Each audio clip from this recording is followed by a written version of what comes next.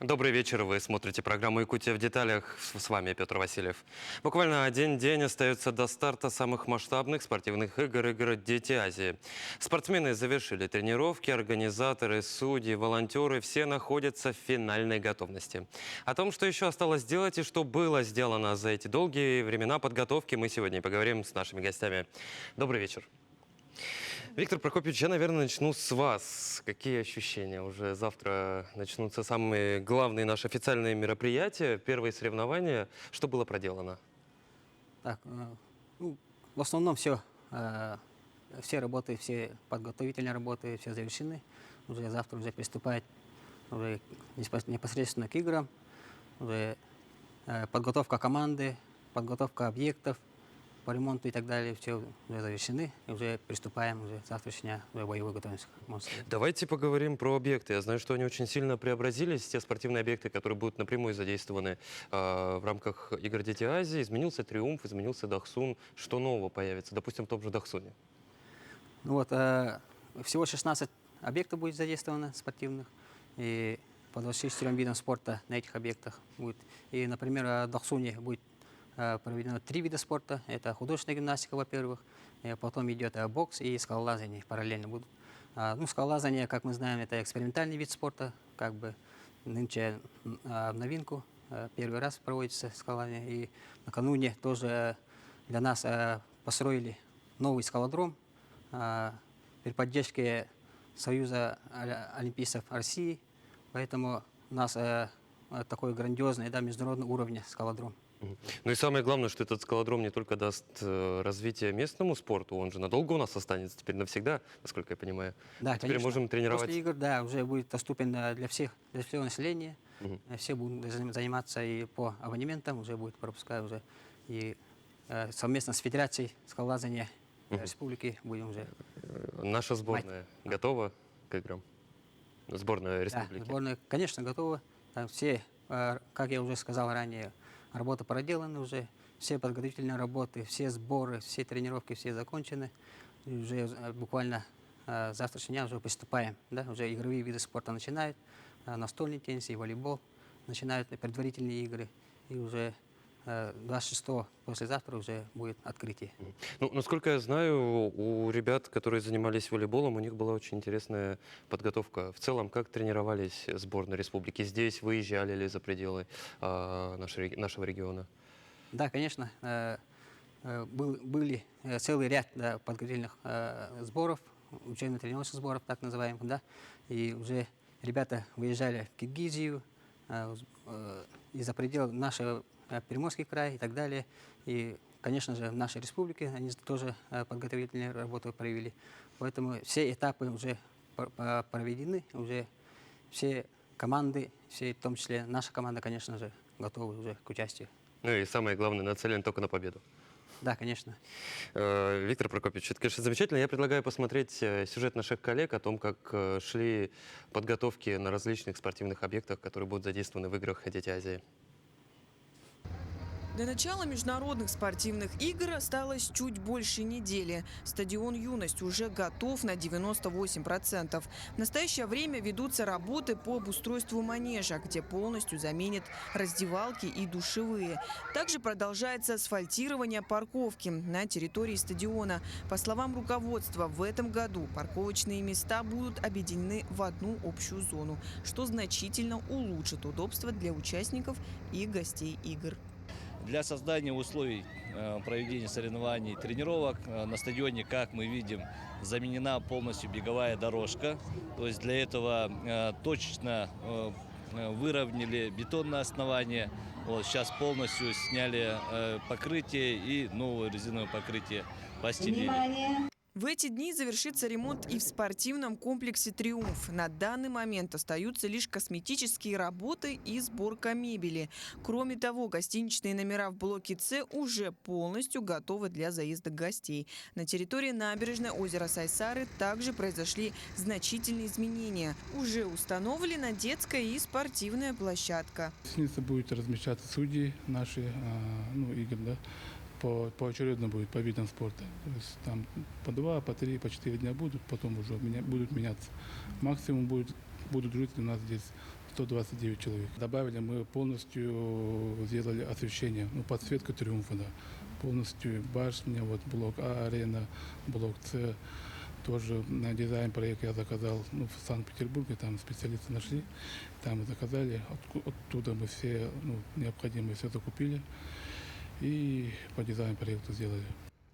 Работы завершаются и на территории спортивного комплекса «Дахсун». С прошлого года здесь заменили футбольное поле и беговую дорожку, а также возвели скалодром, что добавило новые возможности для тренировок и активного отдыха.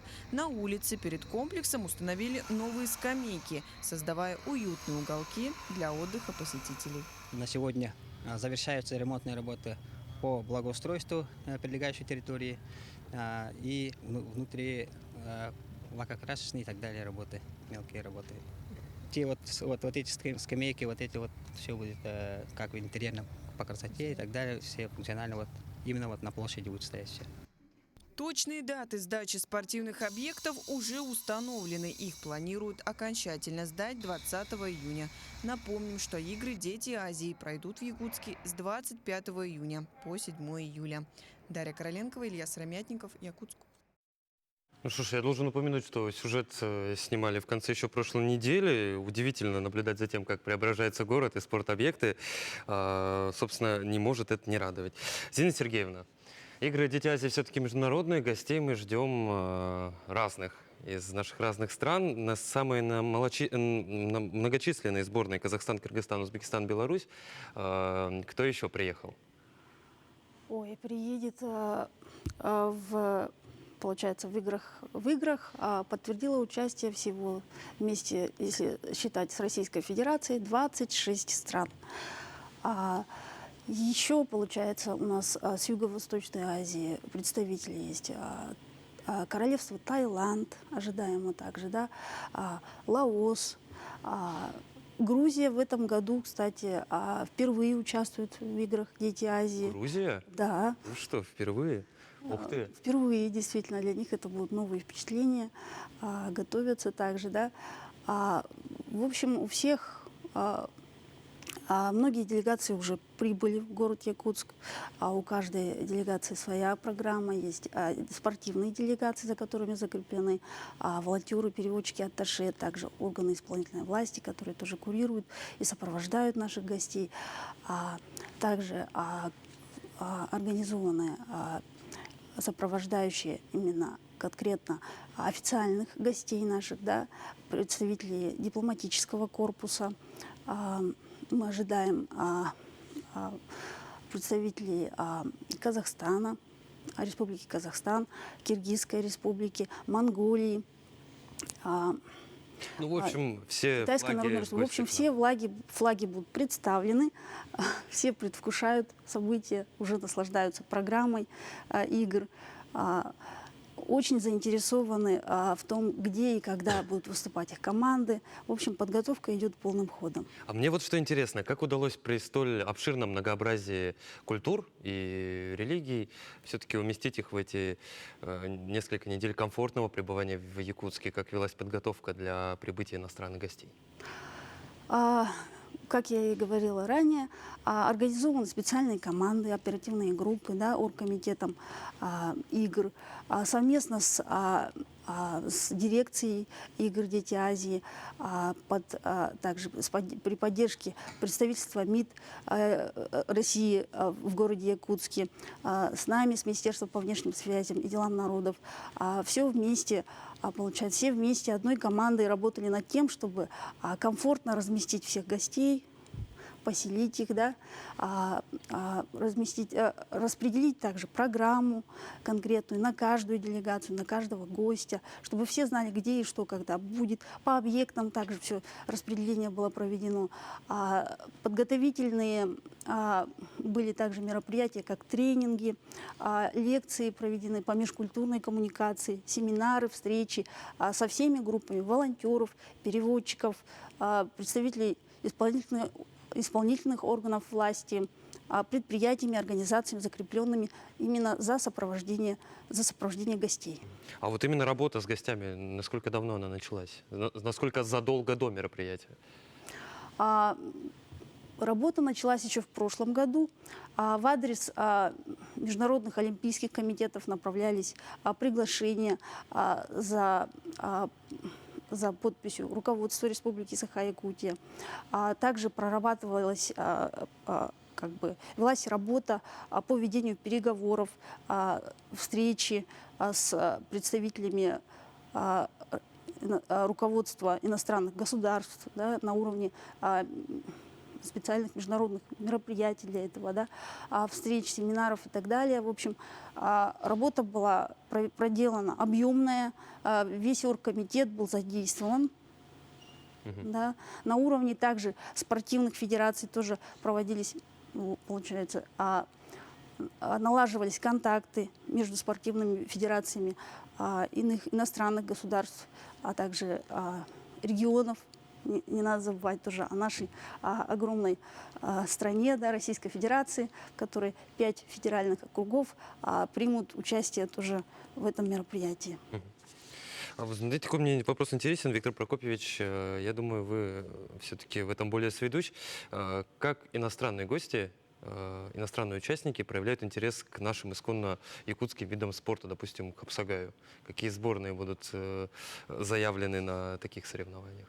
Ну да, в последние годы интерес очень повышается каждым годом. Все мы знаем про масс-рестлинг, да, все мы знаем, потому что уже не раз мы уже провели чемпионаты мира, чемпионаты Европы. Поэтому по этой части тоже Хапсагай не отстает. Тоже Всероссийская федерация образовалась в прошлом году уже в Хапсагаю, и уже на всероссийском уровне уже ребята уже соревнуются вовсю. И поэтому, как основной из наших видов спорта, тоже Хапсагай представлен в таком широком масштабе. Это я просто к чему спросил. Допустим, на предыдущих играх «Дети Азии» во Владивостоке я общался с спортсменом из Узбекистана, который, или из Монголии, не буду сейчас обманывать, который занял 3-е место по масс-рестлингу. Я ему спрашиваю, а вот вы как долго готовились к соревнованию? Он говорит, я вообще не готовился. Я вчера узнал о соревнованиях, пришел и выиграл, потому что масс-рестлинг знает уже как минимум во всей Азии. Это не может не радовать. Я думаю, эти «Дети Азии» сделают еще большую заявку для нашего национального спорта. Я сейчас предлагаю прерваться на небольшую рекламу и далее вернуться к обсуждению подготовки к играм «Дети Азии».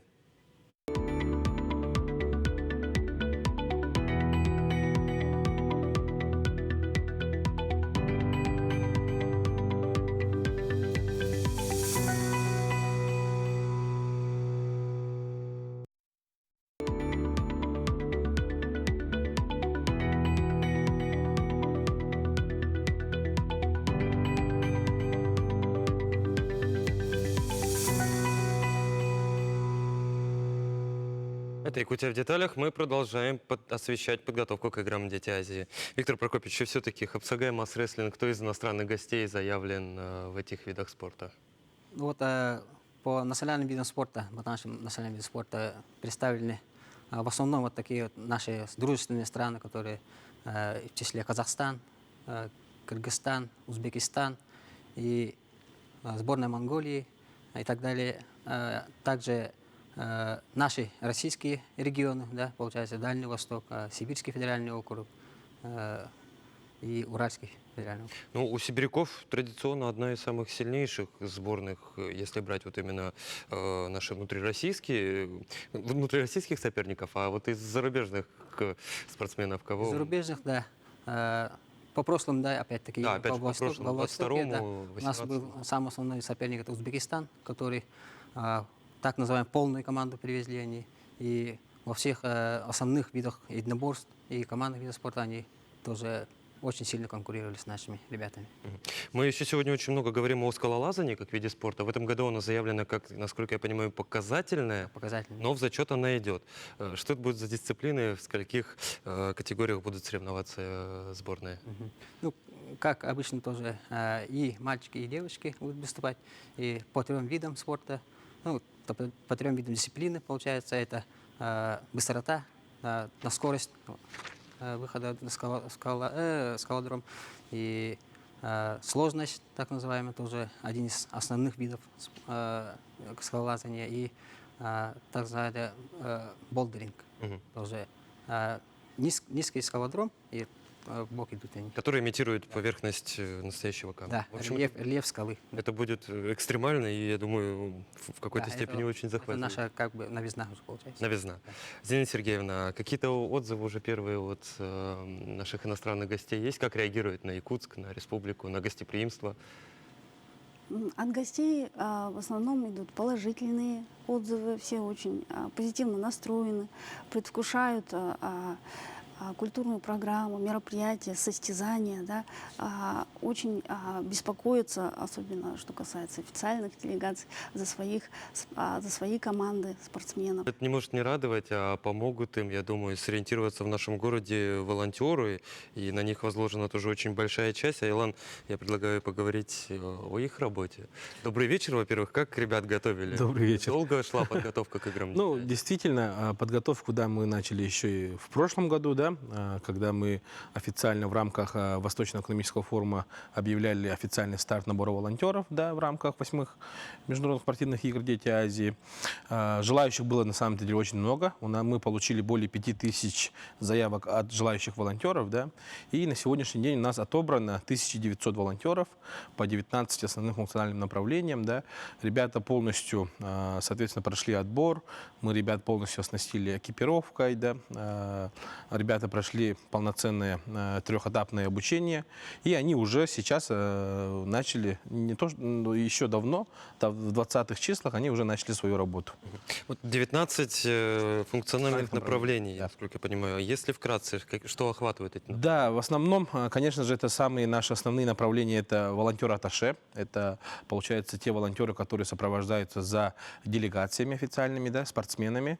То есть, если, например, вот возьмем, к примеру, спортсменов из Казахстана, да, они представлены во всех видах спорта, да, и, соответственно, за каждым видом спорта к ним прикрепляется волонтер-атташе. Это те ребята, которые их сопровождают везде, и они, начиная вот встречи в аэропорту, да, соответственно, на постоянной основе они их сопровождают. Что на соревнования, что на тренировки, да, на приемы пищи и так далее.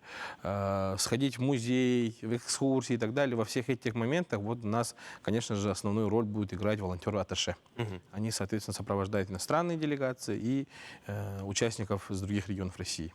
Вы сказали, что шла подготовка и, самое главное, тщательный конкурс-отбор. А какими качествами должен обладать волонтер, который сегодня, точнее уже завтра, будет с завтрашнего дня активно работать на играх «Дети Азии»? Ну да, действительно, у нас волонтеры еще начали работу в начале июня, да, если мы возьмем это волонтеры аккредитации, волонтеры выдачи экипировок и так далее, они уже с начала июня работают. Сейчас вот основная пора ребят уже начала свою работу, и отбор действительно был, так скажем, тщательным, да, Жестким? Можно и сказать жестким, да, действительно, потому что мы отбирали лучших представителей волонтерского движения не только нашей республики, но и страны, да. У нас есть волонтеры из других регионов России, у нас иногородние волонтеры представлены в количестве порядка 200 человек. То есть у нас принимают из 42 регионов Российской Федерации волонтеры. И плюс у нас есть международные волонтеры, да, получается, из Республики Кыргызстан и Самана.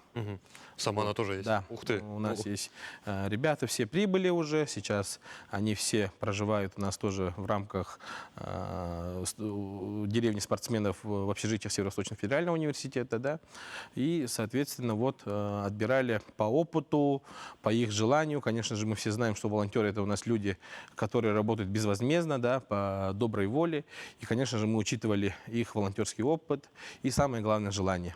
Вот хочу спросить про опыт. А есть ли волонтеры, для которых эти игры уже не первые? Допустим, 22-й, 18-й, 16-й? Есть, да, как раз-таки вот у нас очень большой интерес у ребят, как раз-таки у этих волонтеров, да, ребята, которые еще начинали свой волонтерский путь в 2012 году на 5-х играх «Дети Азии» здесь, в Якутске, да, и есть волонтеры, которые даже не пропустили, вот начиная с 2012 года, все игры, что зимние пускай будут, да, что летние, которые были у нас и во Владивостоке, и в 2016 году в Якутске. В 19-м на Да, Сахалине? на Сахалине, потом в Кузбассе, да. То есть в этих мероприятиях работавшие волонтеры есть. Да, они уже взрослые. Да, есть и взрослые, есть и студенты, конечно, молодежь. У нас как раз-таки вот Международный комитет игр «Дети Азии» в поддержку наших волонтеров, которые на постоянной основе вот принимают участие в играх «Дети Азии», подготовили памятные сувенирные значки, которые делятся по категориям. Соответственно, если человек от 3 игр отработал, то ему дается, соответственно, золотой значок. А что этот значок дает? Этот значок дает признание, в первую очередь, конечно же, каждый волонтер, то есть официально его признаем о том, что он вот является уже Почетным почетным, да, так скажем, в том числе волонтером международных спортивных игр «Дети Азии». Вот еще хочу спросить про очень важную категорию волонтеров, которая есть на любых, я думаю, подобного характера соревнованиях. Серебряные волонтеры. Да. Они вот прибыли буквально в середине прошлой недели. Что это за удивительные люди, какой у них средний возраст? И самое главное, меня вот интересует. Ладно, с молодежью мне понятно, что вот у них они хотят посмотреть игры, хотят посмотреть зарубежных гостей. Что привлекает людей уже взрослого возраста, серебряного, быть волонтерами? Действительно, как раз-таки, если вот говорить о серебряных волонтерах, они у нас представлены и с нашей республики, да, наши серебряные волонтеры программы «Молодой душой», и представители вот как раз из других субъектов России. Как раз-таки это вот они являются нашими опытными волонтерами, которые еще в 2014 году начали свою вот волонтерскую деятельность, да, в рамках Олимпийских игр, которые проходили в Сочи. Ребята-волонтеры там есть у нас, которые отработали не одно международное мероприятие. Серебряные волонтеры как раз-таки вот те люди, которым больше 55 лет. Это люди, которые сейчас находящиеся, так скажем, на заслуженном отдыхе, да, и не теряют свой, так скажем, активность, вот очень активно принимают участие в волонтерской деятельности. Зинаида Сергеевна, я забыл спросить вот что. По поводу питания меня всегда интересовал вопрос на играх. Как удается, так скажем, совместить столько кухонь мира в нашем городе? Потому что, вот, допустим, приезжают люди с Омана, приезжают люди с других мусульманских стран. Как рассчитывается питание? Да, вот касательно питания, это очень серьезный Сложный вопрос. вопрос. Да, очень серьезный вопрос. Есть у нас представители мусульманских стран, для которых обязательно предусмотрено халяльное питание. То есть поставщики у нас назначены, которые именно под сертификатом халяльного питания предоставляют продукцию, которая вот готовится именно специально для спортивных команд, и для официальных делегаций. Все это предусматривается, все это как бы организовано совместно с Министерством предпринимательства, совместно с диаспорами нашими тоже, да, потому что консультации тоже они ведут активно. Мы также проводили консультации перед предпринимателями, перед всеми ответственными за питание. Вот, также есть такие представители стран, которые являются вегетарианцами или веганами, это тоже нужно учитывать. Поэтому кухня будет... В сборной или в команде делегации есть вегетарианец? Нет, мы по признаку того, какие страны в основном, да, в большинстве употребляют какого вида пищу, вот это все мы как бы рассматривали и планировали. Слушайте, как интересно. Самое главное, что никто голодным не уедет от нас. Нет, голодным никто не уедет. Самое Конечно же, представлена будет также кухня с национальным колоритом, наша традиционная еда. В общем, голодным никто не уедет. Ну, это, я думаю, одно из самых важных составляющих побед. Мы сегодня много говорим тоже также о волонтерах. Я предлагаю посмотреть еще один сюжет наших коллег о том, как шла подготовка этой замечательной группы людей. Без их помощи, внимания и заботы не обходится ни одно масштабное мероприятие. На данный момент стартовало очное обучение в формате лекций по 19 направлениям. Без дела не сидит никто. Все они приехали из разных уголков республики с одним желанием – помочь и стать частью грандиозного спортивного события. Чего я ожидаю? Ожидаю я, конечно, ярких эмоций, скорее радости больше и нового опыта и новых знакомств. Для меня это приоритет. Я была волонтером, похожих из такого же события похожего.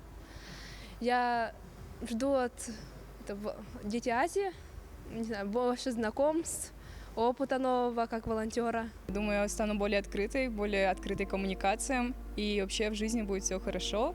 То есть просто будут моральные принципы установлены. Ну, для меня вот это вот первый опыт в таком большом мероприятии. Вот хотелось очень поучаствовать. Я вот вообще приехал из Мирного. Вот, хотелось бы посмотреть, как тут проходят Дети Азии. Среди отобранных волонтеров лучшие из лучших. В рамках организации игр «Дети Азии» было отработано более 5000 заявок. Однако только порядка 1900 вошли в конечный список. Все они уже прошли первый этап онлайн-обучения. Сейчас это уже начинается очное обучение, где непосредственно волонтеры знакомятся по своим функциональным направлениям, где волонтерам мы объясняем и рассказываем об играх, об истории игр. Да? И также, конечно же, ребята знакомятся с правилами поведения, с правилами этикета волонтера, да? Ну и знакомятся уже по своим конкретным функциональным данным. Прибывают и волонтеры из 42 регионов России и 2 стран. Всего их порядка 200. Все волонтеры будут проживать в общежитиях Северо-Восточного федерального университета. В ближайшие дни у них начнутся практические учения на местах проведения спортивного соревнования. Даяна Федорова, Элита Махно, Якутск.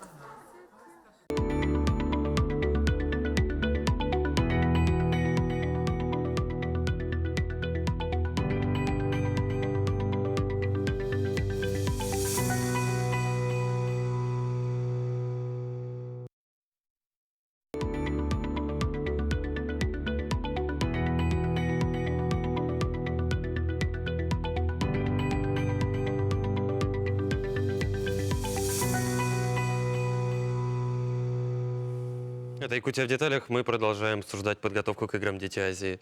Айлан, до того, как во время сюжета, точнее, мы с вами обсуждали средний возраст волонтеров, 82 года, вы сказали, самому старому. Что это за герой или героиня? Это у нас получается волонтер, серебряный волонтер, да? Это уже золотой даже. Да, можно и сказать золотым. Как раз таки вот приехавший из другого региона России, человек опытный, отработал не одно международное мероприятие, да, в том числе, вот как сказал ранее, Олимпийские игры, чемпионат мира по футболу, да, различные универсиады, про всероссийские уже говорить не надо. Человек достаточно опытный, и он изъявил желание принять участие и вот приехал к нам в Якутск волонтерить на наших играх. Он, кстати, еще приезжал к нам на игры Манчары даже волонтерить. Это в вот, который был в 2017 году, да? да, который был в Горном Улусе, в Бердигистяке. Слушайте, ну человек опытный, более того, и в нашей республике опытный. А у волонтеров какая-то собственная своя программа есть? Они, допустим, между собой собираются, обмениваются опытом, может, у них какие-то вечера? Конечно же, у нас у волонтеров программа это все предусмотрено. Как уже ранее говорил, да, у нас 1900 волонтеров по 19 функциональным направлениям. У каждого функционального направления, конечно же, есть свои тим-лидеры, лидеры, ребята, которые собирают команды. У них предусмотрено, конечно же, кроме вот, помощи, да, своей работы волонтерской, предусмотрено культурное мероприятие, культурная программа. То есть мы для волонтеров иногородних уже провели экскурсии по городу, в музеи свозили. И непосредственно каждый вечер мы будем выявлять, и сейчас уже вот с завтрашнего дня, да, с официального начала дня, мы каждый день будем выявлять лучшего волонтера дня. Что это за конкурс? Да, это получается каждый день мы будем выявлять по направлениям лучшего волонтера дня и будем его, соответственно, награждать и поощрять. Ух ты. Вот такие вот у нас меры поощрения наших добровольцев, волонтеров, да, которые вот принимают участие в наших играх. Сами ребята что говорят? Они насколько охотно, во-первых, записывались в ряды волонтеров, и как им впечатление от вот этой уже работе, которая началась еще до официального открытия игр? Ну, на самом деле, учитывая то, что сколько количества заявок мы получили, опыт достаточно, точнее, интерес очень большой. Ребята все в предвкушении, да, те эмоции, которые вот они проявляют при встрече делегаций, да, как они встречали делегации здесь у нас в аэропорту, как они их сопровождают, это, конечно же, большого стоит. Ребята очень довольны, и для них это, конечно же, всегда праздник. Но я всегда говорю, волонтер — это у нас универсальный человек, который всегда готов помочь, и действительно многое зависит вот от наших волонтеров. Они создают как раз-таки вот ту атмосферу спорта, праздника, да, мира, добра. Вот поэтому ребята все очень хорошо настроены и заряжены на плодотворное на такую хорошую работу. Айлан, в заключение спрошу, у волонтеров есть своя форма, я так понимаю. понимаю, Да. синий цвет – это форма волонтеров. Нет, синий свет это вот организаторы как Организаторов. раз-таки, да. Давайте тогда поговорим про волонтеров. Как узнать в городе волонтера игр Дети Азии в этом году? Да, волонтеров узнать будет несложно. Это как раз-таки вот в такой форме, но оранжевого цвета. Оранжевый. Да, оранжевый цвет. Это у нас как раз-таки волонтеры. У нас, как уже говорил, волонтеры представлены во всех, так скажем, объектах, во всех местах, где у нас задействованы игры, да, будут волонтеры. У нас будут волонтеры информационного сопровождения, которые и для населения, и для гостей будут подсказывать, не будут по площадям уже с завтрашнего дня стоять и консультировать гостей, людей, направлять в каких видах, что где проводится и так далее, информировать. В общем, не только спортсмен найдет дорогу до объекта, и наш гость, но Конечно. и наши сами жители республики. Безусловно. Зелина Сергеевна, хочу спросить вот о чем. Вы упомянули национальную кухню, которая включена в питание. Вот мне интересно теперь культурная составляющая для делегации игр Дети Азии. Что покажем гостям, куда поведем, если будет возможность. Будет время, самое главное. Возможность будет, я уверен. Для делегаций разработана совместно с Министерством культуры специальная экскурсионная программа. Определены туристические маршруты, экскурсии, музеи. В царство вечной мерзлоты повезем? Или пока неизвестно? Ну ладно, давайте не будем раскрывать этот секрет, пусть это останется сюрпризом и для наших зрителей, и для гостей. В целом, но я, насколько понимаю, программа готова. Да, программа полностью готова. Все заявки уже, получается, направлены для каждой делегации, для каждого продуман маршрут, будь то спортсмены, будут также выезжать на специальных туристических автобусах, да, с комфортом. Которые, кстати, закупили тоже Да, большие в промежутках между состязаниями и тренировками у них тоже в график включены экскурсии. Ну, это мне очень также радует. обучающая программа. Обучающая? Образовательная программа? Образовательная программа тоже. Это вот, я, насколько понимаю, форумы «Юный олимпиец», вот это вот Да, все, да? верно. Что будет. Виктор Прокопьевич, важная часть подготовки к играм Дети Азии в этом году – это антитеррористическая безопасность. И в целом отдельное внимание же уделили безопасности на спортобъектах. Что было сделано в целом? Какие изменения у нас появятся на спортивных объектах? Да, конечно, на сегодняшний день это очень актуальная, да, тема, получается, ну, в свете последних событий, да, печальных, да, все мы знаем. Поэтому нынче очень пристальное внимание со стороны органов внутренних дел, ну, во всех силовых структур всех, по требованиям антитеррористической защищенности, так называемой АТЗ, да, получается. И максимальное количество металлорамок будет, металлодетекторов, распознавание лица будет дополнительно и так далее. И автоматическая пропускная система должна работать. Опять же, все для безопасности и гостей, и спортсменов, и участников делегаций. А что появилось в Дахсуне? Вот я знаю, что на стадионе Туймада, допустим, установили по всему периметру камеры, причем видеонаблюдение как снаружи, как и внутри, как Дахсун, так скажем. Ну, практически то же самое, да. На всех объектах Министерства спорта уже по требованию, да, получается, все вот эти мероприятия уже оборудованы, все сделаны. Также в Дахсуне тоже установлено 112 камер видеонаблюдения и снаружи, и изнутри.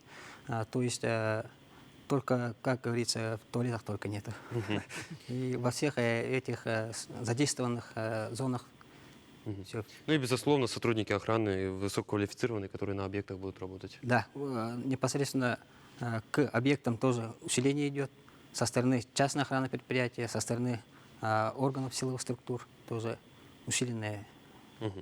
У нас время пролетело буквально как один миг. Я предлагаю в заключении, чтобы каждый из вас сказал, что для вас лично Дети Азии. Неважно, этого года, Дети Азии предыдущих лет. Айлан, давайте с вас начнем. Ну, скорее всего, для меня, прежде всего, Дети Азии, это Дети Азии для меня, лично вот, да, это, конечно же, возможность. Это возможность вовлечь в наше волонтерское движение больше людей. Мы видим, как у нас дети Азии как раз-таки в 2012 году способствовали развитию вот нашего волонтерского движения в целом. И я вот думаю, что для каждого волонтера это вот дети Азии, это возможность увидеть праздник спорта изнутри. Зинаида Сергеевна, тогда у вас с точки зрения представителя Министерства внешних связей, что для вас Дети Азии? Можно как для простого гражданина, жителя республики? Ну, как для представителя Министерства по внешним связям, делам народов республики, очень важно, конечно, чтобы игры прошли на довольно высоком уровне. Самым высоким. Да, по всем стандартам, на самом высоком, конечно. Чтобы все участники, все спортивные делегации, официальные делегации, чтобы все почетные гости нашего мероприятия смогли насладиться этим мероприятием, да, получить новый опыт. Многие из них прибывают впервые в нашу республику, а то и даже в Российскую Федерацию, чтобы у всех все смогли достигнуть свои цели пребывания здесь, выступить достойно на соревнованиях, а также чтобы все прошло максимально комфортно для наших гостей, для наших сотрудников также, да, тоже немало стресса будет в рамках всей Это этой хороший работы. стресс, это полезный стресс. Да. И хороший опыт при этом, да. После этого ничего, то есть страшиться уже не будет, ничего страшного. А если как для жителей Якутии? А как для жителей Якутии, ну, для меня лично, как простого гражданина, конечно, это очень интересное мероприятие. Раньше я была всегда зрителем, да, смотрела либо по телевизору ребенком, да, первые игры Дети Азии. Очень была, конечно, впечатлена вот масштабом вообще, да, и очень рада, что Дети Азии в этом году вернулись на нашу родину. Виктор Прокопьевич, ну что ж, тогда у вас будет слово от представителя спортивной общественности. Да, Что конечно, да. такое Ну, игры Дети Азии? одним словом можно сказать, это развитие. Это развитие, как сказал Михаил Федорович Николаев, основатель игр Дети Азии, он сказал, это развитие не только спорта, это развитие всего, всех, и культуры, и творчества, и инфраструктуры, и так далее. Все, во всем наша республика тем самым развивается.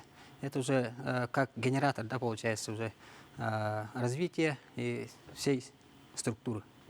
Ну что ж, я думаю, слова Михаила Ефимовича действительно воплощаются в реальность. Уже сейчас видим, как изменился город к играм Дети Азии, как поменялись спортсмены, которые готовились в течение нескольких лет к играм, как поменялись волонтеры, которые сейчас задействованы. И я уверен, что нас ждут интересные, азартные, спортивные ближайшие 1,5 недели. Спасибо, что пришли к нам в студию и ответили на наши вопросы. Ну а на этом выпуск программы «Якутия в деталях» подошел к концу. С вами был Петр Васильев. Смотрите нас по будням в 19:15. Расскажем, чем живет Якутия.